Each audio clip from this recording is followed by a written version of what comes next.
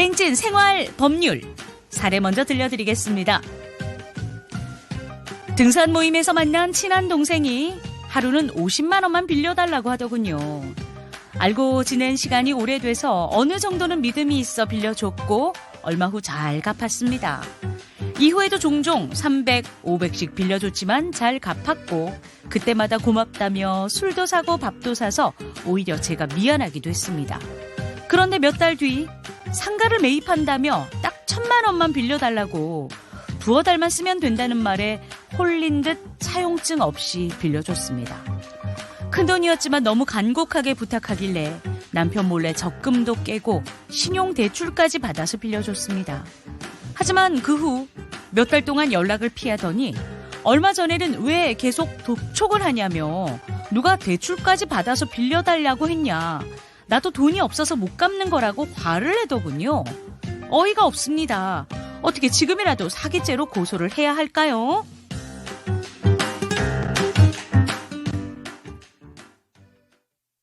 법대로 해 법대로 생각하지마 니들 멋대로 법대로 해 법대로 생각하지 마 법대로. 예. 법대로 해! 예. 법무법인 법승의 이승우 변호사님입니다. 안녕하세요. 네, 안녕하세요. 여전히 계속해도 이 랩은 저랑은 안 맞는 것 같습니다. 네. 법대로 해! 네. 점점 좋아지는 것 같은데요. 진짜요? 네, 예. 감사합니다. 네. 오늘은 대여금 사기와 관련된 내용입니다. 이런 경험 있으실 것 같은데, 청취자분들의 경험이나 궁금증은 여러분들 문자로 남겨주시면 되고요. 오늘 변호사님과 이 내용 자세히 풀어보도록 하겠습니다.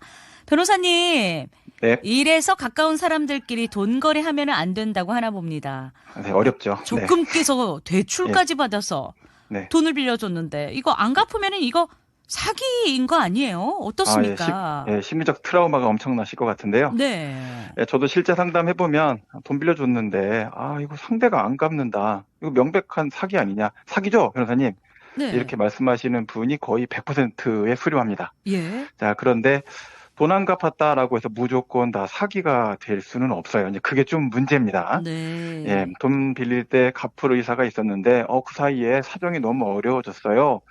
못 갚은 거예요. 뭐 이렇게 되면 이제 사기다라고 볼 수는 없고요. 이제 민사적인 청구를 해야 되는 채무 불이행이다.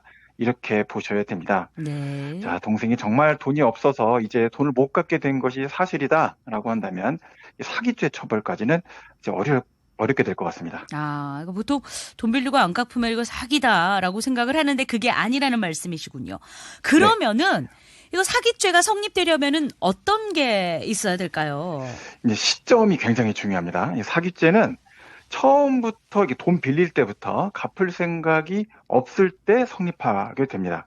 자, 예를 들어서 처음에 이제 제가 돈을 빌리는데 이건 뭐 적당히 이렇게 떼어 먹어야겠다. 이렇게 네. 애초에 갚을 마음이 없었다. 또는 이미 이제 빚이 너무 많아요. 그래서 이건 정상적으로 돈을 갚을 나는 의지는 있지만 네. 누가 봐도 해결할 능력이 없다. 자, 이렇게 했는데 뭐 나 지금 잘 살아. 뭐 알잖아. 나 뭐 어디 살고 뭐 이래. 이렇게 얘기하면서 이제 돈을 빌렸다라고 한다면 이거는 이제 차용 사기라고 합니다. 자, 이제 또 하나 되게 좀 유용하게 아셔야 될 게 용도를 거짓말하는 경우가 있습니다. 예. 이건 뭐 의지나 능력의 문제가 아니죠. 나 사업 자금이 좀 필요하거든. 급하니까 좀 빌려줘. 집 사는데 뭐가 좀 필요해. 돈이 얼마 좀 빌려줘. 자, 이렇게 했는데 사실은 다른 데 쓴 겁니다. 네네. 도박에 쓰기도 하고 술 먹는 데 쓰기도 하고 전형적인 이제 용도 사기가 되는데요. 이거 이제 구분할 때 딱 이거 한 가지 생각하시면 됩니다. 야, 네가 이거 숨기거나 거짓말한 거 처음부터 나한테 솔직하게 말했으면 내가 너 빌려줬겠니? 자, 이런 객관적인 사정이 있었다라고 한다면 사기가 성립될 가능성이 매우 높다라는 겁니다. 네. 네. 현재 그래서 이 사기죄에 관련된 문제는 모든 문제를 거짓말했다 이렇게 문제 삼을 수는 없고요. 예. 빌려줄 때, 뭐 투자할 때, 담보받을 때, 물건 살 때 이 중요한 부분에 대해서 상대가 나를 속였거나 또는 알려줘야 될 부분이 있는데 이거를 당연히 안 알려주고 숨기고 이런 부분이 있을 때 이런 부분이 존재한다라는 사실을 증명할 때 재판 결과에 사기가 성립하게 된다라는 겁니다. 네. 징역형은 얼마 정도 될까요? 진행자님. 글쎄요. 좀 사기는 이거 조금 엄벌로 쳐야 되는 거 아닙니까? 네. 10년 이하의 징역인데요. 예. 요새 보면 다양한 조직적 사기 범죄가 있는데 이게 한 개를 단순 사기로 처벌하는 규정 관련돼서도 많은 좀 목소리가 나오고 있습니다. 네. 그렇군요. 10년 이하의 징역. 그러니까 어쨌건 이제 결국 상대방이 처음을 돈을 빌렸다, 나를 이제 그때 속였다라는 증거를 이제 찾아야 되는 거잖아요. 사기가 그렇습니다. 되려면은. 근데 오늘 사례의 경우는 어떻습니까?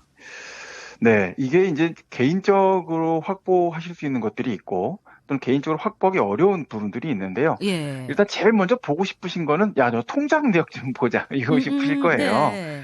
근데 이제 그걸 누가 보여주겠습니까? 안 보여주려고 하겠죠. 네. 네, 그러니까 증거 확보가 어려워서 어쩔 수 없이 이게 사기인지 아닌지 모르고 좀 너무 애매하게 무책임하게 나올 때는 불가피하게 사기죄로 고소장을 경찰에 접수할 수밖에 없습니다. 그래서 경찰에서 뭐 압수수색을 하든 아니면 범죄자가 직접 뭐 이렇게 피의자가 동생 계좌를 갖고 와라, 뭐 본인 계좌 갖고 와라라고 해서 이제 조사를 강제적으로 하게 될 때 그 절차를 통해서 확인이 가능할 것 같습니다. 네. 그러면 사기죄를 이제 증명하지 못하게 된다면은 돈도 못 받는 건가요? 형사처벌하고의 돈 받는 문제는 조금 차원이 다른데요. 형사고소는 이제 형사처벌에서 사기꾼이니까 사기죄로 처벌해 주세요라고 하는 것이고요. 예. 돈 받는 피해 회복을 위한 직접적인 어떤 수단이다라고 보지는 않습니다. 자, 그렇지만 처벌하는 것이 아무래도 돈 받을 때 상당히 유리한 부분이 있죠. 예. 자, 그렇지만 민사적으로 청구를 해서 강제 집행 권한을 받을 수 있는 이런 소송 절차를 진행하셔야 된다라고 이제 말씀드려야 될 것 같습니다. 네. 자, 민사소송을 진행하려면은 어떤 걸 준비를 하면 될까요? 네, 대여금이라고 하거든요. 이제 돈 빌려줬을 때 얼마를 이자는 얼마를 받기로 했다. 그리고 언제까지 갚기로 했다. 이 세 가지가 있으면 돈을 빌려줬다는 사실을 법적으로 인정받는데 필요한 사실이 다 들어온 겁니다. 예. 그리고 한 가지 더, 보통 이제 연체이자라고 하죠. 네. 연체이자까지 기재해서 평상시였다면 내가 너한테 한 5%만 받을게. 근데 갚기로 한 날짜 지나고 나면 10%씩 받을 거야. 자, 이렇게까지 써놓으셨다면 그것까지도 이제 기재하시면 되는 건데요. 네.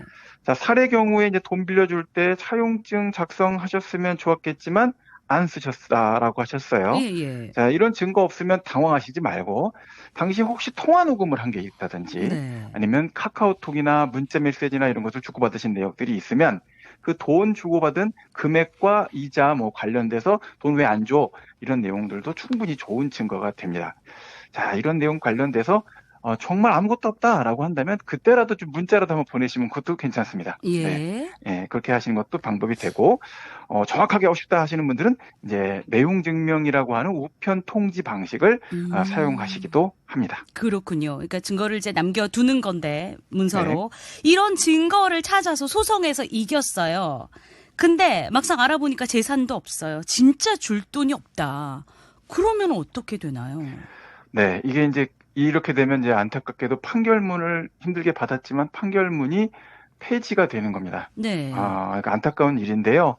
자, 돈 관련해서 재산을 몰래 양도했거나 은폐했다면 채권자를 해하는 행위다라고 해서 그 재산을 찾아오는 소송을 별도로 하셔야 됩니다. 예. 근데 그조차도 만약에 없다라고 한다면 돈을 못 받게 되실 수가 있고요. 자, 이런 것 때문에 이제 보통은 뭐 많은 분들이 담보를 요구하거나 네. 아니면 뭐 가압류, 가처분 같은 것들을 받아 놓으시는데요.